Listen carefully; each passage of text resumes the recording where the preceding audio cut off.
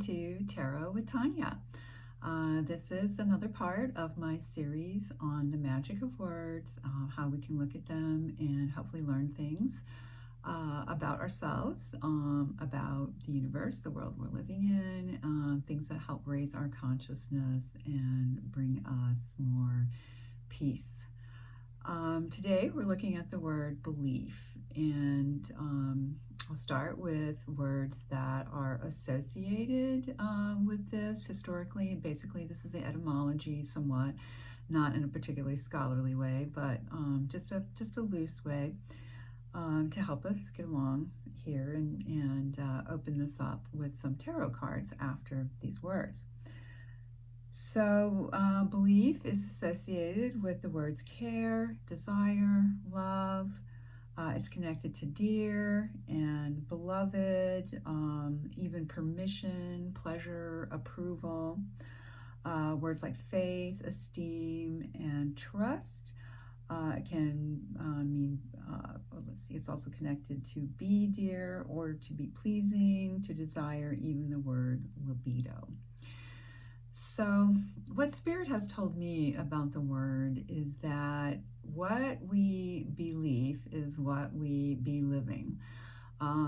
So these beliefs are inside us, often very deep, sometimes much more on the surface, but often the deep ones can create behaviors, draw experiences to us, kind of magnetize us in certain ways to draw in certain experiences. And then we need to decide if that's what we really want, or we're looking for something else. And do we need to change our belief based on that? So I did a Celtic cross spread this time. Rather than just doing it online, since I'm doing a little bit longer one, I went ahead and drew the cards, and then I'll go through them to see how they might shed some light for us on this particular word.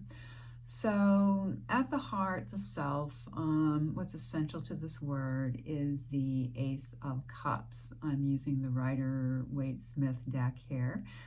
And you see this mysterious hand, some call it the hand of God or so forth, offering up this cup, what I think of as a holy grail, a chalice, what we have filled it with. And I mean, it's a loving cup, right? If that's what we believe. What is inside of this? What container does our belief system create for us? And then what's supporting it or crossing it is the Star card. So now we've moved to a major, and this is associated with the sign of Aquarius. And it's for the people. It's about humanity. So I think this is just a lovely start to the spread for the word belief, to have the wonderful kind, loving Ace of Cups, and then to have that supported by power to the people, essentially, the Aquarius card. And this card also, I think, fits tarot readers very well. It's like, what do I bring down? Or all, we might call us light workers, all those who do this kind of spiritual work. What do we bring down? And then we have to also save enough for ourselves. That's the other picture on the other side. And, make sure that, again, we are aware of what it is that we believe that informs our actions and what's magnetized to us and so forth. And then for what's below, the Four of Wands came up. A celebration. To me, this is a happy card. In the Thoth deck, it's also called completion. So it feels like this is an anchoring kind of thing. Fours are earth numbers. They do provide anchoring, stability, can be very secure. So it's like a foundation here. And are we having a foundation of celebration? Are we having another kind of celebration or another kind of foundation as our way of thinking, our way of believing? And I think that's especially true because of the card that's above it, which is the Five of Pentacles or Five of Discs. The card that shows people just on the outside in the snow, where on the other side of the window, hopefully, is warmth, maybe even nourishment, support, comfort, things like that. But the ones in this experience in the card are not feeling that. They're feeling hurt. They're feeling hungry, cold, left out. So is that our belief? Is that what's floating above? And I think that's interesting that it is above the situation, because there's a lot of energy in our atmosphere, let's say, right now that is causing fear for people. And this is a classic card of worry. So how do our beliefs fit with that? Well, in the past, we had the Page of Swords, a messenger, to me, a mood lifter, one that tries to stir things up, maybe see a different perspective, can bring in a new way of thinking. So for me, this also is about the whole series of words that I'm doing in this way. How is it that can change the energy? How can this elevate us? In the future, what's coming up, we have the High Priestess. Deep mysteries can be things that are hidden. The work of the High Priestess is to bring down the esoteric knowledge from the world of spirit, the world of the unconscious, and to put it into a book form. She has a scroll on her lap, old style book, and the horns around her crown are part of that idea of the ancient feminine, drawing down the mysterious knowledge and, putting it into some kind of code, putting it into some kind of form that was accessible for people. So we could learn from that. So I feel like that is what we're trying to do here, and to obviously encourage others. Use your intuition. What do words mean to you? What are the words that you habitually use? What are the words that you unconsciously use? So, on the kind of darker side, the High Priestess can say, oh, there's a lot that's unconscious. There's a lot that's hidden here. So we want to work to bring that up to the light and to use our tools, and words are tools, more consciously. What is in the place of the word belief right now is the Four of Swords, an energy of contemplation, of retreat. Again, a 4, stability, an earth number. In the Thoth deck, it's also called truce. So is there some sort of an agreement? And I think that agreement is particularly important with the self. And this is the card of the self. Since we're doing it on the word, we'll associate it with that too. So what space, you might even ask yourself, do words give you? Does a word make you feel crowded in? Does a belief you have liberate you, support you, or does it put you down? Is it a form of self-criticism that maybe you don't even know you have, that you're unaware, that you've picked up somewhere along the line that no longer serves you? So getting still, being quiet, contemplating helps us understand more about what those beliefs are, whether they're helping or hurting. In the atmosphere right now, we have the Nine of Wands.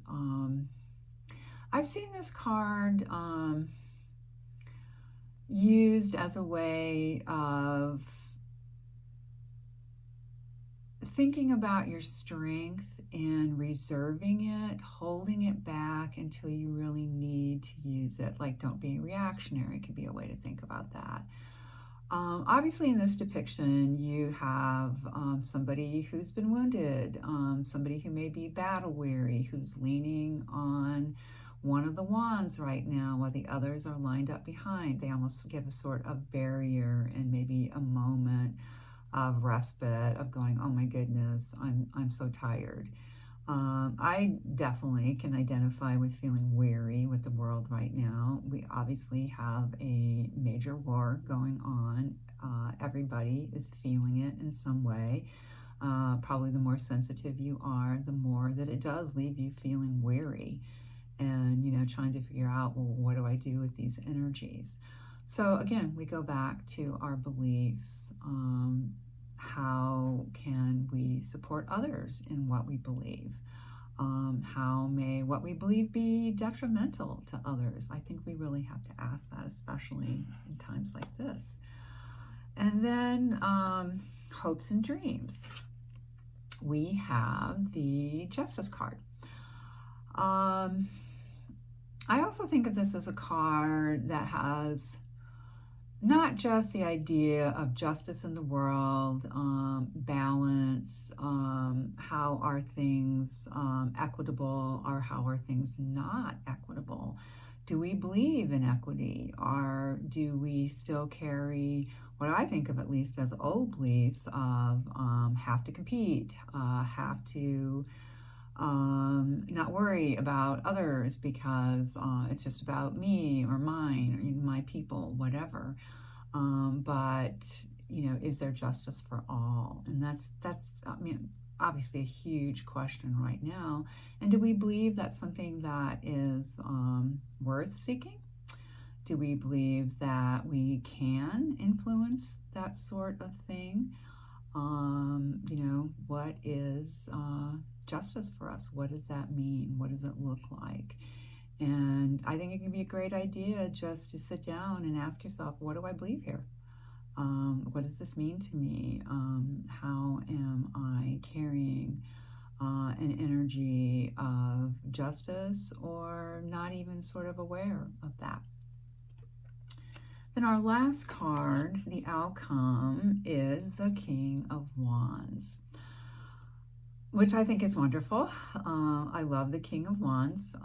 He can be accused of running a little bit roughshod, but I also think on the positive side, the King of Wands is a great energy of moving forward, of using our instincts to create positive outcomes. And, if we're really looking at a time now of moving from old, what people call toxic masculinity, into the divine masculine energies, I think he's a great card for that.